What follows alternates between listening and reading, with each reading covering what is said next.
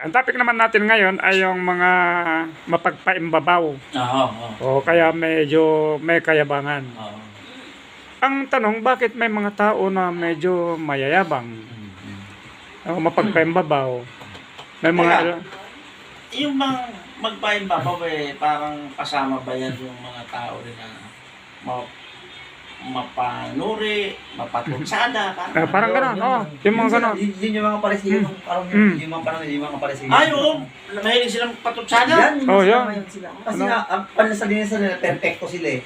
Ayan. Sila nakakaalam sa aral eh. Ayan. Pahaging.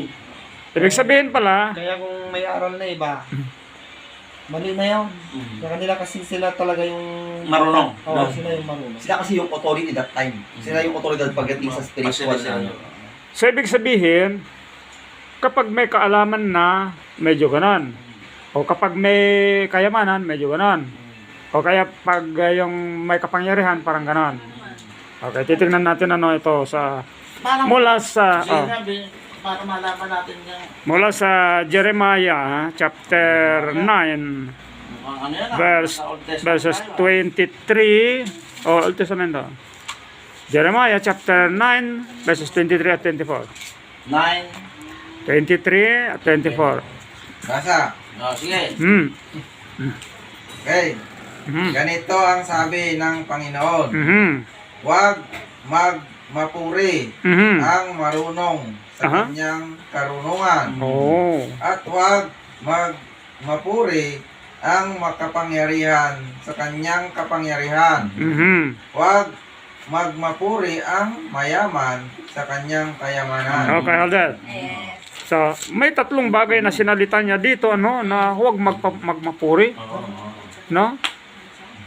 Alam ng Panginoon pala, no, na yung mga Huwag mo mataas, magpurihin parang sarili natin. ibig sabihin, yung mga taong marunong kuminsan, ano, parang Pagpabas na, parang Pinupuri lang yung sarili. ang sarili. Kaya ikaw, Nong, Mm. tandaan ko yung sinasabi mo sa akin. Awa. Na hindi mo maubos-ubos ang pera ni Doktora. Correct. Mm. Hindi ako puso ko sa Sa, ang isa dito, hindi ka yung, Kaya binibigyan. hindi mo Kaya di ba mo ang isa dito, yung marunong, parang mapagpembabaw na marunong, gano'n, no? O mayayaman. Parang pariseyo. Oo. pag mataas. Oo, yung mga pariseyo. Eh dito naman, Uy! may sinasabi ang Panginoon, no? Ito na yung merienda, Picture mo yung... ito, kasama nito, Pero dito, may sinasabi naman ng Panginoon na pwede pala tayong magmapuri o magmayabang din naman, ano? Pero sa ganitong paraan pala, no? Sa 24. Basahin natin ang 24. 24. Kundi ang magmapuri ay dito magmapuri na kanyang nauunawaan at nakikilala ako na ako ang Panginoon na nagsasagawa ng kagandahang loob, ng katarungan at ng katwiran sa daigdig, sapagkat sa mga bagay na ito ay nalulugod ako, sabi ng Panginoon. Wow! Ano daw dapat natin ang pagmamapuri, Ken? May isa pa ng kagandahan at kalugod-lugod. Ulitin mo nga sa 24, Brento. Di ba? Oh. Kundi ang nagmamapuri ay dito magmamapuri na kanyang nauunawaan at nakikilala ako. Ayun, yun yung isa, nauunawaan at nakikilala siya. Na ako ang Panginoon na nagsasagawa ng kagandahang loob, ng katarungan at ng katwiran sa daigdig, sapagkat Ayun. sa mga bagay na ito ay nalulugod ako, sabi ng Panginoon. Ayun pala. Dapat pala, pag mayabang mo si Jesus. Ayan pala. Kung ipinagmamapuri natin ang Panginoon, Hindi pala yung sarili mo, dapat siya. Siya lang talagang i-ano natin. yung palang gusto. Papakaya. Yung palang gusto ng Panginoon. Oo. Dapat pala siya pala yung wala na tayong hiya na, pangaral siya, yung tama. Oo. Ipagmamapuri pala natin siya. Kasi nalulugod pala Kaya siya. nga pala yung mga negro, purihin ang Panginoon. Mm. Yun yung naging Parang mistake. style niya. Yun yung naging mistake doon sa, manong hindi ko alam kung saan yun sa Bible, yung bumisita yung representative ng Babylon Mhm. sa Jerusalem, anong pinagmayabang nila? Yung mga kayamanan. Pinagmayabang yung kayamanan. Mhm. Ano nangyari after that? Sinugod sila. Ayan. Imbis na yung kabutihan ng Panginoon, Oo. o kaya yung Balita, magandang balita. magandang balita, i-ano nila sa mga emisaryo ng ng Babylon. Ang nakita nila yung mga ginto nila, Yung kayamanan. yung kayamanan nila, tsaka yung kailangan mga armas, nakita. Yeah. Si Haring Ezekias yan. Yun. Oh, kapinakay malamig. Si Hezekiah, tama. Eh, Si Hezekiah. Ah. Nagmayabang. Okay. So dapat ang Panginoon, Siya ang ipagmamapuri pagbida natin. mo. Oo. Yung i-glorify mo siya sa mga tao. Ayan. oo. Ibig sabihin doon, si ang Panginoon talaga yung inuuna mong Purihin. Oo. Oo. Yun yun. Kasi kung iano mo yung sarili mo, wala na. Oo. Wala na. Kung iano mo yung sarili mo na Parang- ako lang magaling. Parang inaano, Wala na. ini-tsupwera mo na kasi ang Panginoon na siya yung nagbigay sa'yo ng kakayahan na yun eh. Oo. Yung Hindi dapat- blessing niya sa'yo. Dapat ganun. Parang na-tsupwera na siya eh. Dapat baguhin natin yung karakter natin tayo lahat. Ay, ako yung wala yun. Dapat, Eh, Parang ako. kaya dapat tanggalin talaga yung Ako. ang, Kasi ang, dyan din ganun dali si Satan. ang nakakalungkot nga lang kasi kung minsan meron yung mga taong mapagmapuri sa kanilang sarili. No? May konting kaalaman kung minsan parang Siya na. parang napakalaki na siya, no? Ano? Parang siya na lang yung... Tapos di man lang mabanggit ang Panginoon. Di man Oo. lang mabanggit. Naging banggitin mo, Elder, Oo. ang Panginoon ang siya nagturo sa atin ng lahat ng ito. Siya ang nagbigay. Siya ang nagbigay. Siya ang galing lahat ng nasa atin. Lahat ng ano man na nasa atin. Diba ano sabi man nga na ni Job yan, kikita natin. pag siyang may panganak, Oo. Ba't din siya aling? Paundong ito diba? Oo. Wala Bilib na. ako dun sa yung usapan ni Wala. Yesu Cristo at ng away. Pero mo si Job pa. Oo. Napili. Suri. Sabi kasi ng dapat ipagmayabang. pilitin, suriin mo siya.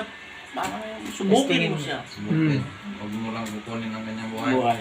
Diba? Pero pinupurin pa rin niya ang Panginoon, ano?